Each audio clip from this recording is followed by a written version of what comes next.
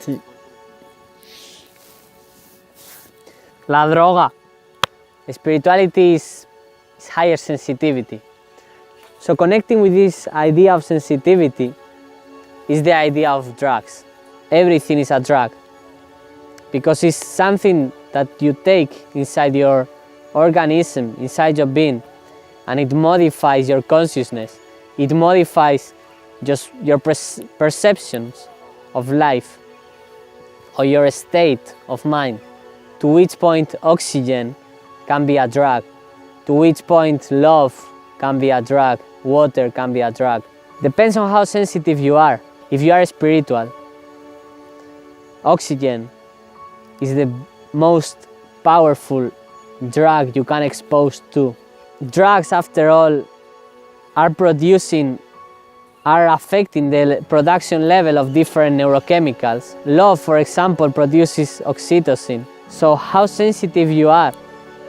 So you need to take cocaine to increase your serotonin and dopamine. Can you become sensitive enough to not need drugs, to simply breathe, to simply eat, and to enjoy so much to be alive, so much to have, to be where you are, and you become addicted to life.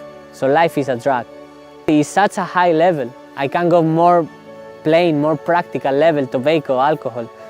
To which point do you need that to feel good? Can you put your sensitivity thresholds low enough to notice your social anxiety so you can deal with it and you don't need alcohol when you interact with other people?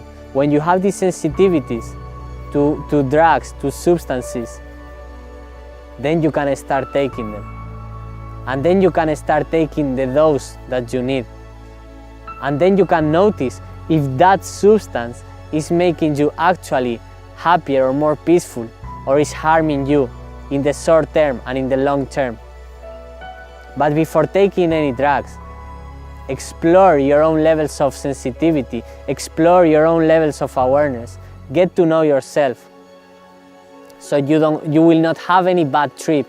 So I'm not against drugs, because we can consider everything is a drug. I'm pro awareness, I'm pro consciousness, I'm pro spirituality, I'm pro sensitivity.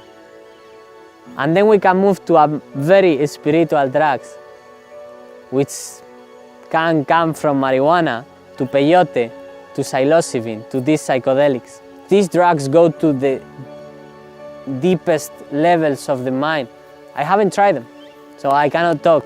Okay, I cannot say that. After my Vipassana experiences, I was getting in contact with these deeper levels of the mind. And I was afraid and I was scared. But I hadn't taken any drug, so I could withdraw from it.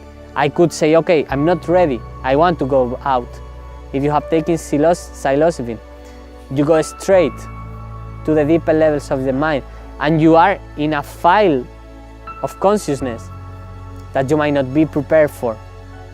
So it's dangerous. It's supposed that they are dangerous, they make people go crazy, but then people that are in the last stages of terminal cancers, they are gonna die. They take psilocybin with psychologists, and when they came out from the journey, from the trip, they take their life differently. They assume their death, they reconsider their role in life, and they are more peaceful. The best antidepressant we have, the best substance we know to fight tobacco addiction is psilocybin. So we need training to take those substances, to be exposed to these substances. We need safety environments. So I'm not against those substances, but I'm pro understanding them. I'm pro getting to know the context where we can take them in the right dose for the right person. So maybe for some people, experiencing with drugs is useful and helps them to realize all these things we are not aware of. Before trying, explore yourself in a more stable way. If you don't know how to handle your own emotions, don't risk. Understand yourself first without drugs. Get to know yourself. Get to know what are the patterns of your mind. When do you become stressed? When do you become anxious? When do you become sad? And then once you know that from yourself, You can take drugs more safely, and you can get into new levels of your mind probably and start to explore them, your mind and your body and your being. So know yourself and then explore safely.